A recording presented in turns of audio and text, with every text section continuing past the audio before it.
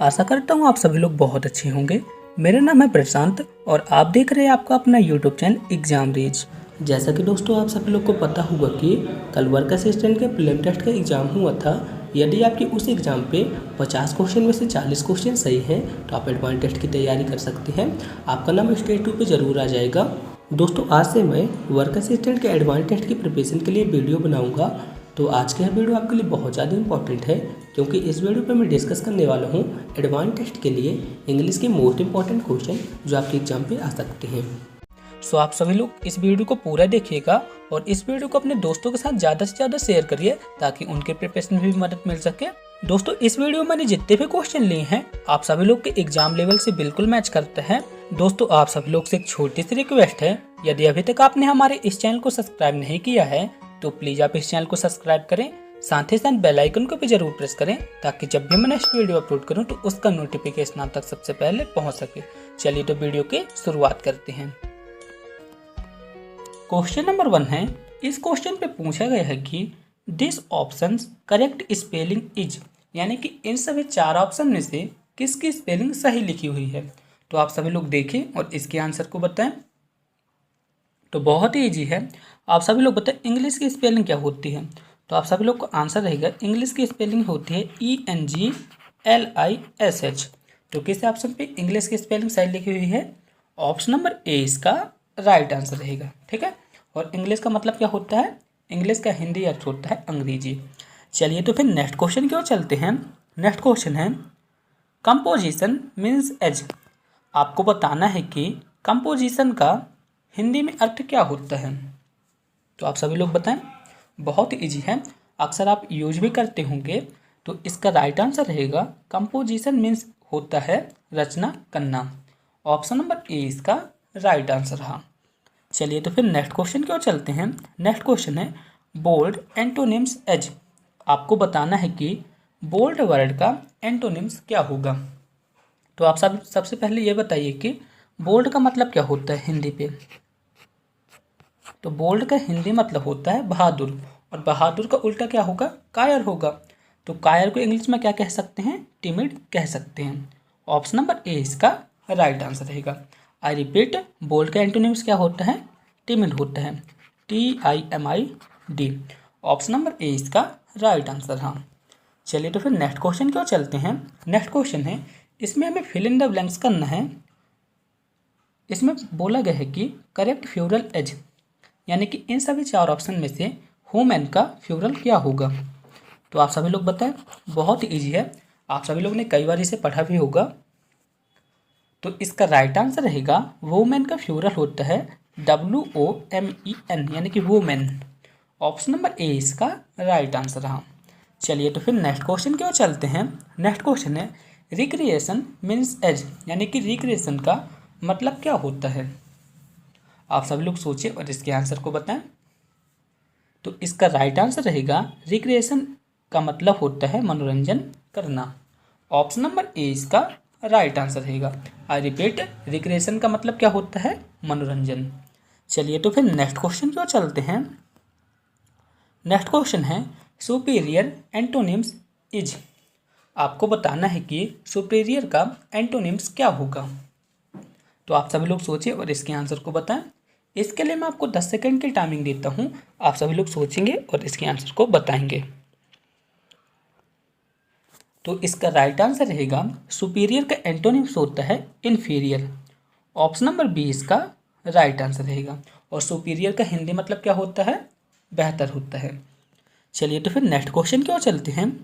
Next question है fill in the blanks with suitable article preposition. तो आपको बताना है कि ये जो सेंटेंस है इसमें कौन सा प्रेपोजिशन यूज होगा। तो आप सभी लोग बताएं। She has been suffering from fever, यहाँ पे मंडे दिया हुआ है। तो आपको बताना है ये जो फिल इन द ब्लैंक्स है इस पर क्या यूज होगा। तो आपने जब छोटे रहे होंगे तो काफ़ी बार इस लेटर को याद भी कर रहे होंगे, तो आप सभी लोग से बनता भी होगा। तो इसका आंसर क्या रहेगा? She has been suffering from fever since Monday. ठीक है, जब भी मंडे, संडे, ट्यूसडे या फिर कुछ भी लिखे रहते हैं, यानी कि वीक के नेम लिखे रहते हैं, उनके पहले हमेशा सिंस का यूज होता है। ऑप्शन नंबर ए इसका राइट आंसर रहेगा। आई रिपीट, जब भी यहाँ पे वीक के नेम रहते हैं यानी कि संडे, मंडे, ट्यूसडे या फिर अदर डे लिखा रहता है, ठीक है, तो वहाँ पे हमेशा क्या होता है, सिंस का यूज होता है। आप सभी लोग बस इतना याद रखिएगा। चलिए तो फिर नेक्स्ट क्वेश्चन की ओर चलते हैं। नेक्स्ट क्वेश्चन है fill in the blanks with suitable article. आपको बताना है कि इस सेंटेंस में किस आर्टिकल का यूज होगा। तो आप सभी लोग देखें और इसके आंसर को बताएं। तो यहाँ पे सेंटेंस क्या है, ही वाज रीडिंग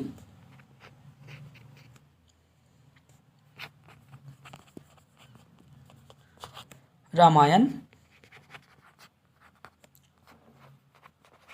लॉटली। तो आपको बताना है कि रामायण के पहले किस आर्टिकल का यूज होगा।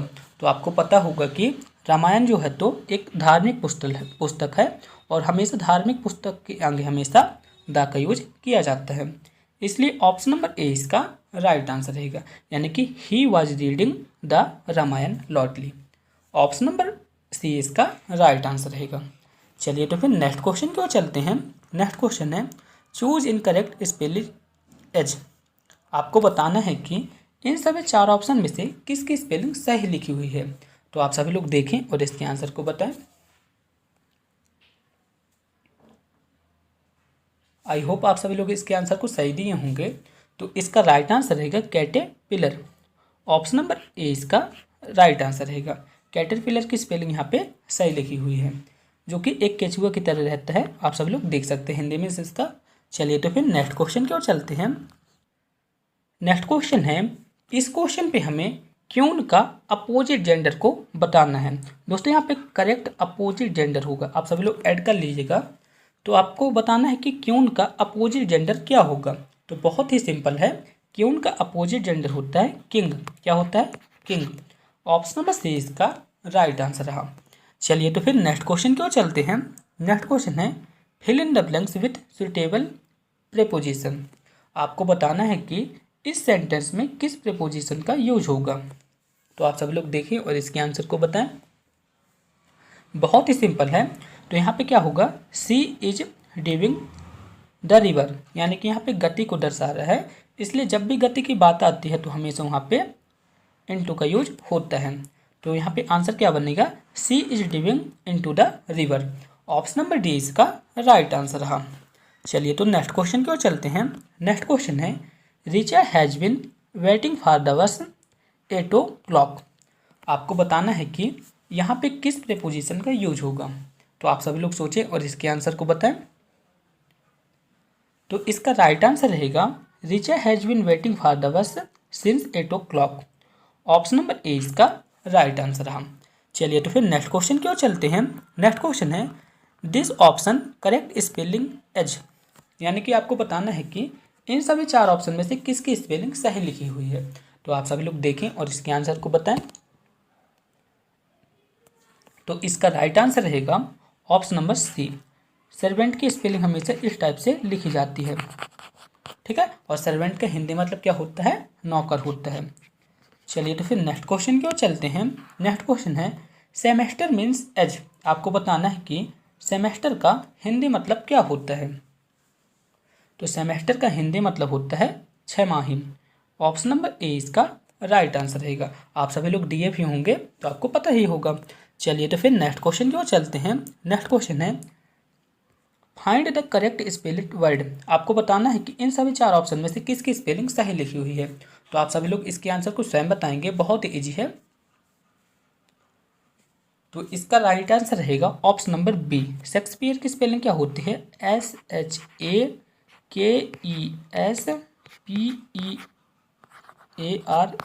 बहुत ही इंपॉर्टेंट क्वेश्चन है और काफ़ी बार पूछा भी गया है। आप सभी लोग इसके स्पेलिंग को ध्यान से देख लें। ऑप्शन नंबर बी इसका राइट आंसर रहेगा।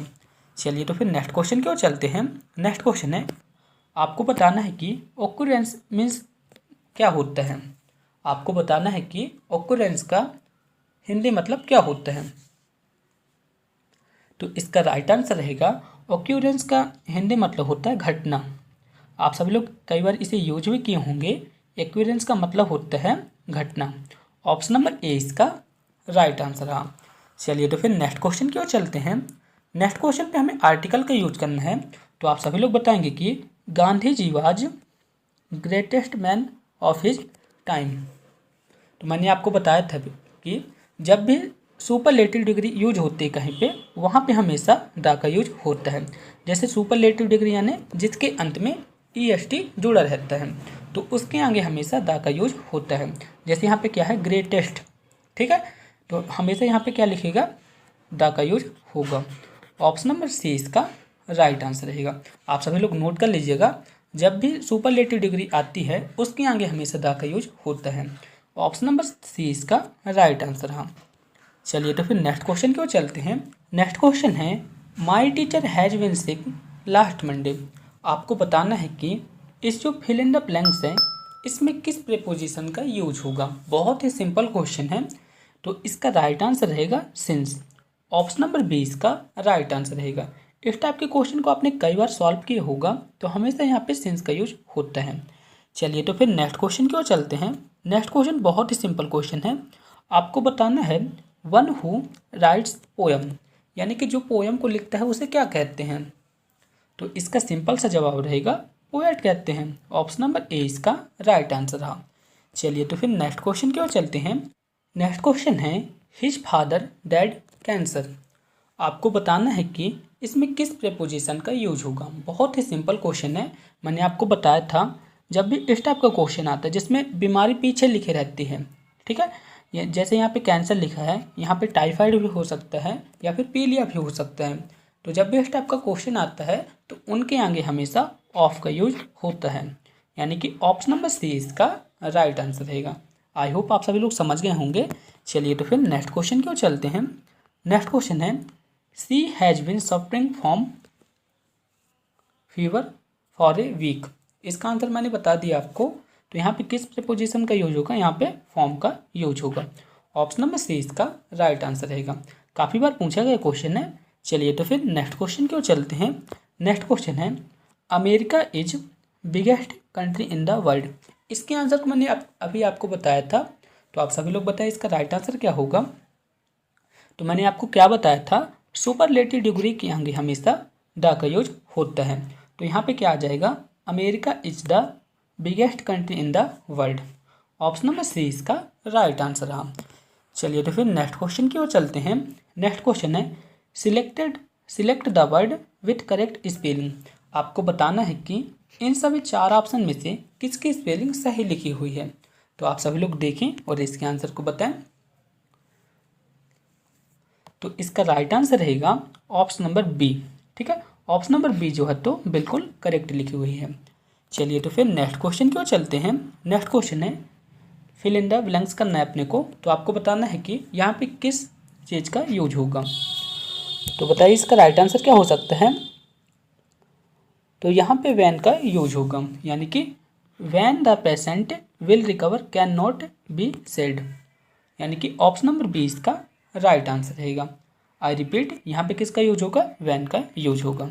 चलिए तो फिर नेक्स्ट क्वेश्चन की ओर चलते हैं। नेक्स्ट क्वेश्चन है, Beena started 6 o'clock in the morning. तो बताइए यहाँ पे 6 o'clock के आगे यहाँ पे क्या यूज होगा। तो हमेशा यहाँ पे जब भी घड़ी का टाइम दिया रहता है उसके आगे हमेशा एट का यूज होता है। तो यहाँ पे क्या आ जाएगा, eight 6 o'clock in the morning. चलिए तो फिर नेक्स्ट क्वेश्चन की ओर चलते हैं। नेक्स्ट क्वेश्चन है, Ram has been ill the last week. आपको बताना है कि यहाँ पे किसका यूज होगा। आप सभी लोग सोचें और इसके आंसर को बताएं। तो इसका राइट आंसर रहेगा, Ram has been ill since the last week, यानी कि यहाँ पे सिंस का यूज होगा। चलिए तो फिर नेक्स्ट क्वेश्चन की ओर चलते हैं। नेक्स्ट क्वेश्चन है, आई कांग्रेचुलेट यू योर सक्सेस। तो आपको बताना है कि इस फिल इन द ब्लैंक्स पे किसका यूज होगा। तो यहाँ पे हमेशा ऑन का यूज होता है, यानी कि I congratulate you on your success. Option number A इसका राइट आंसर रहा। चलिए तो फिर नेक्स्ट क्वेश्चन की ओर चलते हैं। नेक्स्ट क्वेश्चन है, Bombay is Manchester of India. तो आपको बताना है कि इसमें किस आर्टिकल का यूज होगा। आप सभी लोग सोचें और इसके आंसर को बताएं। तो यहाँ पे ऑप्शन नंबर सी यानी कि द आर्टिकल का यूज होगा। तो क्या बनेगा answer, Bombay is the Manchester of India. चलिए तो फिर नेक्स्ट क्वेश्चन की ओर चलते हैं। नेक्स्ट क्वेश्चन है, a person who flies an aeroplane is called. तो बताइए इसका राइट आंसर क्या हो सकता है। आपको पता होगा कि जो एरोप्लेन को उड़ाता है उसे क्या कहते हैं, पायलट कहते हैं। ऑप्शन नंबर सी इसका राइट आंसर। हाँ, नेक्स्ट क्वेश्चन है find the correct spelling word. आपको बताना है कि इन सभी चार ऑप्शन में से किसकी स्पेलिंग सही लिखी हुई है। आप सभी लोग देख लीजिए और इसके आंसर को बताइए। तो इसका राइट आंसर रहेगा ऑप्शन नंबर सी। मेंटेनेंस को हमेशा किस टाइप से लिखते हैं, MAINTENACE, इस टाइप से लिखते हैं। ऑप्शन नंबर सी इसका राइट आंसर। हाँ, चलिए तो फिर नेक्स्ट क्वेश्चन की ओर चलते हैं। नेक्स्ट क्वेश्चन पे भी हमें सही स्पेलिंग को बताना है कि किसकी स्पेलिंग सही लिखी हुई है। आप सभी लोग देख लीजिए। तो आप सभी लोग बताएं एक्यूरेट को कैसे लिखते हैं। तो आप सभी लोग का जवाब रहेगा कि एक्यूरेट को हमेशा ACCURAT इस टाइप से लिखते हैं। तो कौन से ऑप्शन पे है, ऑप्शन नंबर डी इसका राइट आंसर। हाँ, चलिए तो फिर नेक्स्ट क्वेश्चन की ओर चलते हैं। नेक्स्ट क्वेश्चन है अबेंडेंड मीन्स एज। आपको बताना है कि अबेंडेंड का मतलब क्या होता है। तो अबेंडेंड का मतलब होता है छोड़ा गया, यानी कि ऑप्शन नंबर बी इसका राइट आंसर रहेगा। दोस्तों बहुत ही इंपॉर्टेंट मीनिंग है, आप सब लोग इसे नोट कर लीजिएगा।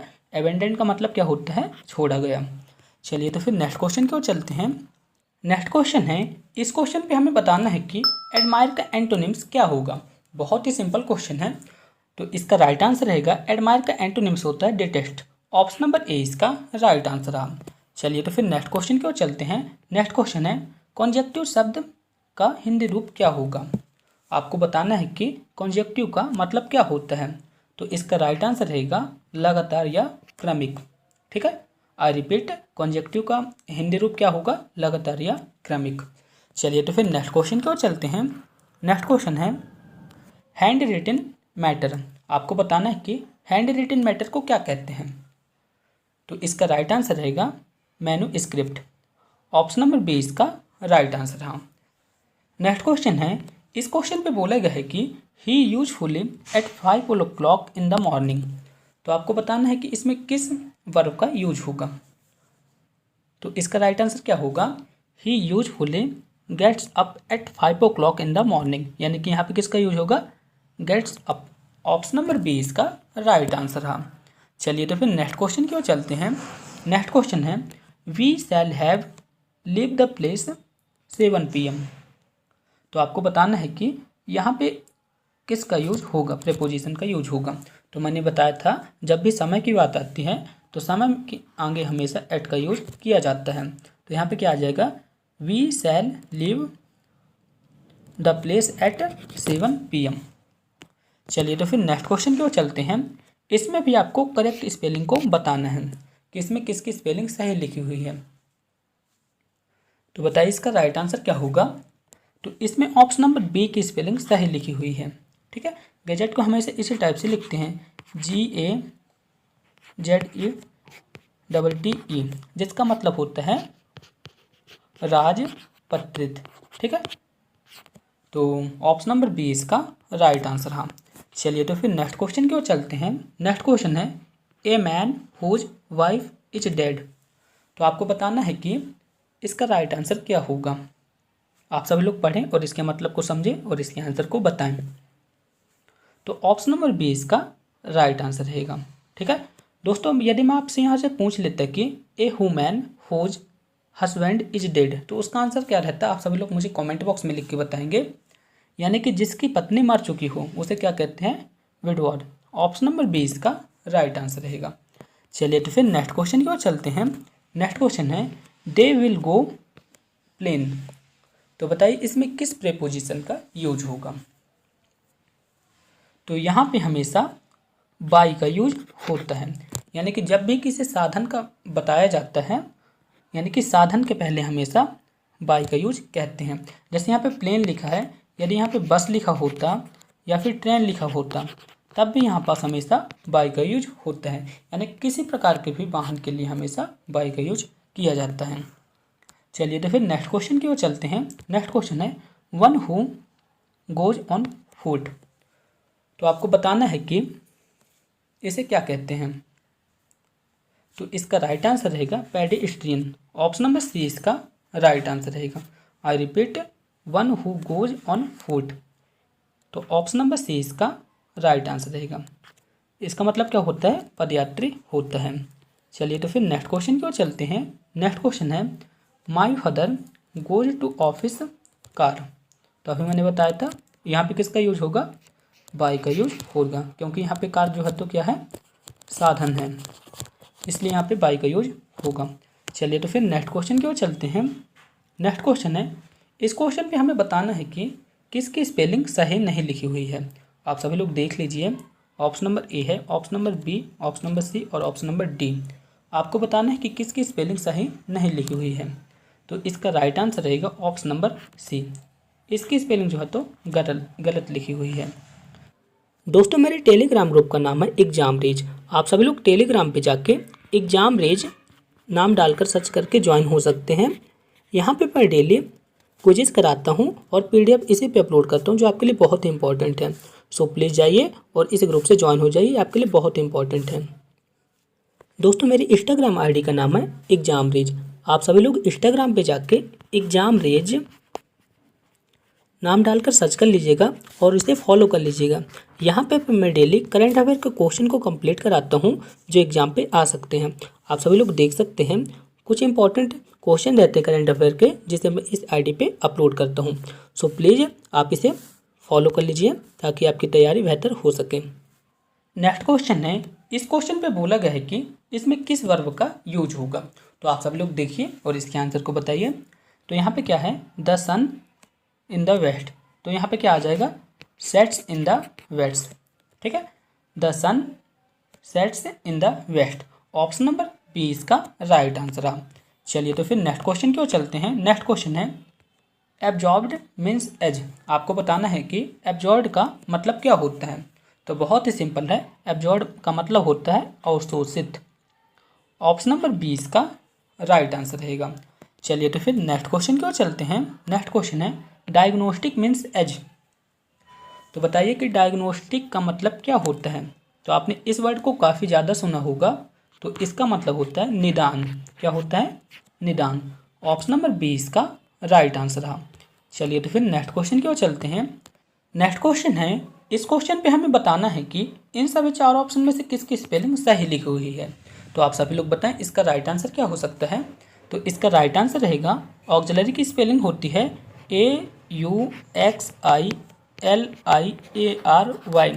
जिसका मतलब होता है सहायक। चलिए तो फिर नेक्स्ट क्वेश्चन की ओर चलते हैं। नेक्स्ट क्वेश्चन है, इसमें हमें करेक्ट प्रीपोजिशन को बताना है। तो आप सभी लोग बताएं the sun rises in the east.